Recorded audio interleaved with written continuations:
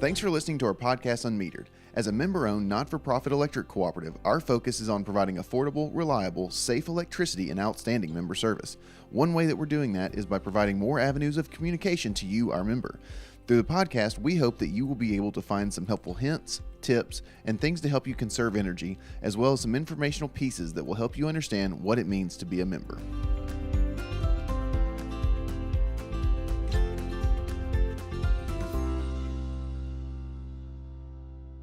Thanks for joining us this week at Unmetered. We have a great show for you today. This is actually the first part of a two-part series when we have Vice President of Government Affairs from Tennessee Electric Cooperatives Association, Mike Knotts. He's here and he's joined by our President and CEO, Chris Jones, to talk about one of the hot-button issues going on in the state legislature that affects co-ops and affects you, our members. This week and next week, we're going to be talking about broadband. Let's take a listen to what they had to say. We're here today with Mike Knotts, Vice President of Government Affairs with Tennessee Electric Cooperative Association. Mike, welcome. And Chris Jones, our President and CEO here at Middle Tennessee Electric. Gentlemen, thank you guys for stopping by today. Sure. We've got some big things to talk about, some things that could possibly affect co-ops across the state and more specifically to the membership of Middle Tennessee Electric. Before we jump into it, Mike, tell us a little bit about TECA. What is it that you guys do? Why is it important to co-ops, and just kind of how do co-ops fit into your guys' mission? Sure. Thanks for having me here. Really a great time. Love being with you guys. Always a good time to enjoy and have fellowship together and talk about really important things that are happening across the state of Tennessee. So the Tennessee Electric Cooperative Association is a trade association. And a lot of folks may not really know what that means, but they've probably heard organizations like the American Medical Association or something along those lines. Mm-hmm. Well, the Tennessee Electric Cooperative Association is the trade association for electric co-ops. So folks from all across the state can come together and learn how to do their jobs better mm-hmm. and be educated and do things together that would be very difficult for them to do on their own. And so I fit in that puzzle because one of our things that we are responsible for is working with the government, both in Washington and Nashville, to ensure that your local electric co-op can be healthy and help keep bills low and keep the power flowing. So that's our job is to work across the state with all the electric co-ops to make sure that those things are accomplished. So one of the big things that's really been a hot button issue as of late and is really on the forefront of the political discussion locally is broadband. Is broadband or high-speed internet, however you want to call it. So when it comes to the state, just a statewide level, what is the concern or the issue with broadband? Some time ago, maybe 15 years ago, the internet was almost a novelty. Mm-hmm. It was a new thing, and it was neat to play with and to do new things and enjoy communicating with folks who are a long way away, mm-hmm. but it was a novelty. It was, in some cases, maybe even a luxury. But today, that's very, very different. The internet has changed the way the world lives. And so what the internet has been able to do is to take a big, big world and make it small. But the problem we have here in Tennessee is that not everyone in this state is able to enjoy the benefits that connectivity brings. Mm-hmm. So the state of Tennessee recently did a study where they looked at who has access to broadband internet. And what they found was pretty alarming. Only 2% of folks in urban areas lacked access to basic broadband. Mm-hmm. But across the rural parts of our state, 34%, 1 in 3 Tennesseans don't have that access today. And so that is why this is such an issue, because folks like Chris and I, when we sit down and talk, we think we don't want rural Tennessee and rural America to live a different existence than the folks in Murfreesboro and Nashville do. So we're really concerned that broadband access is becoming more of a requirement in life, much like a basic utility, like electricity, that we don't want to take that for granted, that connectivity can change the future of communities, can bring on economic growth, can bring in new jobs, can help our children and the way they're educated. Mm-hmm. It's really become a 21st century necessity of life. And that's why we're so interested in working with our partners in the federal and state government to make sure that connectivity happens for all Tennesseans. So Chris, why is, taking that down to more of a granular level, why is that discussion even important to Middle Tennessee? Well, it's important because it's important to our members and the folks that Mike is talking about, 1 in 3 rural Tennesseans not having access. We've we've heard from some of those Tennesseans, Middle Tennesseans, that are within the scope of our service territory. So, the kind of the classic story, if you will, that we've heard time and again, dozens of times from our members, especially over the last 2 or 3 years, is that I have a child that has homework assignments. And when they come home, they need internet access, and we don't have it. So they have to leave home and go to a local fast food place or library, whatever the case, to have access to broadband. Why can't we have that here? I talk to other providers. I just can't get anywhere. And so there's the dilemma. And as Mike mentioned, us working with, in particular, our state, right now we are not enabled or allowed to, through state law, offer that service. So let's at least have the conversation to see how we could be made able to do it and see where maybe we could meet the need. But the short answer to your question is we've heard this story from our members, and we want to meet their needs. Now, if I remember correctly, one of the most underserved counties in the entire state for broadband is in the Middle Tennessee Electric service territory. Is that correct? Well, again, according to the state, Cannon County is the second most underserved area in the state in terms of the definition of broadband. So certainly, but again, you don't have to go too far outside of any of the cities we serve, in any of the counties that we serve, until you find someone who doesn't have access to broadband. And so this is a pervasive issue across our service territory. Maybe not in downtown Franklin or in downtown Lebanon, let's say, but within the many areas of the counties that we serve.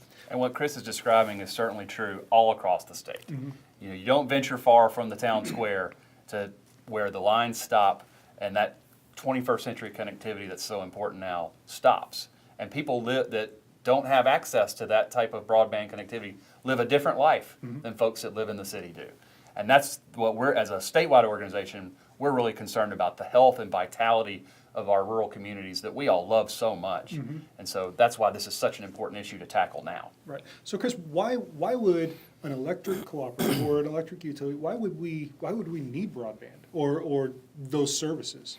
Well, a couple of things. First, from the standpoint of what it takes to deliver high-speed internet, broadband, and those terms, I think maybe I'll use high-speed internet for the purpose of this conversation because what it takes to bring true high-speed internet, the kind of internet that you can depend on, that you can do the homework at home whenever you need access to the internet and speed, is fiber optics. And so if Middle Tennessee Electric decides to enter this space, fiber optics gives us capability from an electric infrastructure perspective.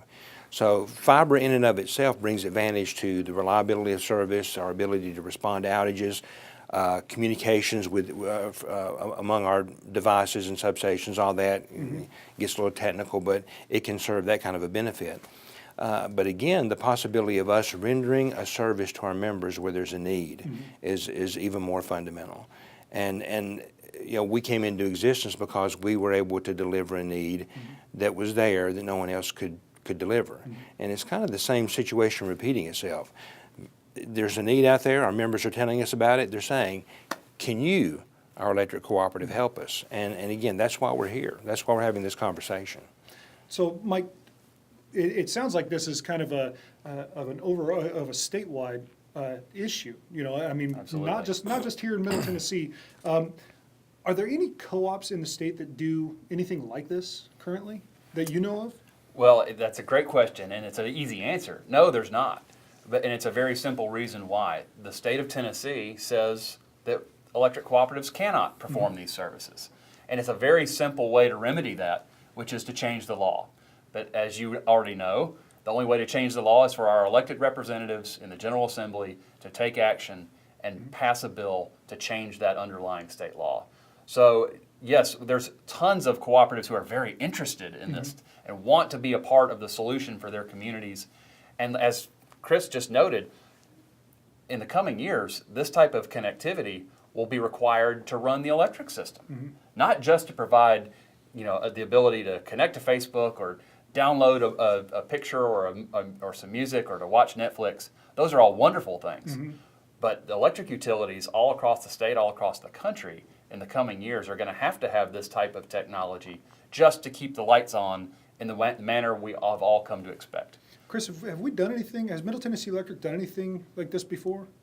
I mean, as far as this, something of this nature? Not like this, other than in 1936 when we came into existence because there was a need that no one could supply, and that's where electric cooperatives came from. You know, the homeowners and the farmers in this area said, we want electricity, and they couldn't get it, so we're gonna build our own company, and that's where the electric cooperative came from. And so that's the closest parallel I can find, Josh, is that there's a need there. It's going to take an effort, a cooperative effort to do it, and so here we are again. Mike, what does TECA, and Chris, I'll ask you the same question on a local level. What is the hope the hope of accomplishment for this discussion? What are you guys hoping to accomplish? In a very broad sense, electric cooperatives are going to have to be involved in the provision of broadband to rural Tennesseans. There simply is not another group of people who have the current geographic reach across our state. Electric co-ops serve 71% of the landmass of this state. Wow. So electric co-ops already have the poles and the wires, and it's a lot of the infrastructure in place to provide this service. But more than that, they've got the motivation and the desire to do so. As Chris just said, it's why electric co-ops exist, because there was this great need, a product that used to be a luxury that then became a necessity for daily life, electricity, was not reaching the far reaches of our state and our country. And electric co-ops were formed and created to fulfill that need. Very, very similar thing today. So what we're hoping to do at a statewide level is, one, change the law. We're working with our legislators right now, and there's positive movement on that. I want to commend Governor Haslam specifically because he has proposed lifting that restriction on electric cooperatives. He has proposed the Tennessee Broadband Accessibility Act as a part of his official administration package. And on Capitol Hill, that means a bill that the governor has endorsed and sponsored. And so he has made the centerpiece of that lifting restrictions on electric cooperatives from selling broadband. That's exciting. It's really, really a good thing, not only for Middle Tennessee Electric, but rural people all across this state.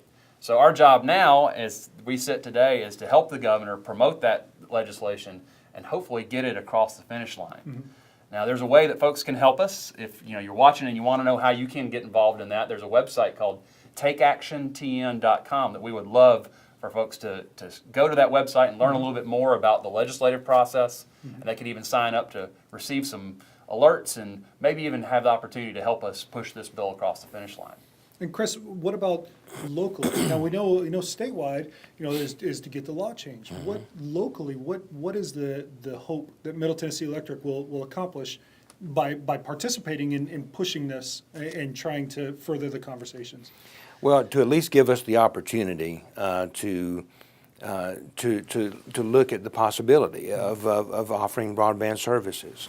Again, it's something, our members have told us that they want. And so if we can, in working with our colleagues and of course Mike and others at TECA leading the effort, if we can get that law changed to enable electric cooperatives to enter that space, then we got some real decisions in front of us. But right now we can't even legitimately talk about it because we're not allowed in that space. So to at least allow us the opportunity to really get serious about that conversation, that's what we want. Now, at the end of the day, sure, I want to be able to say yes to those members, those many members who reached out to say, I have a problem, can you help me fix it? We want to do that.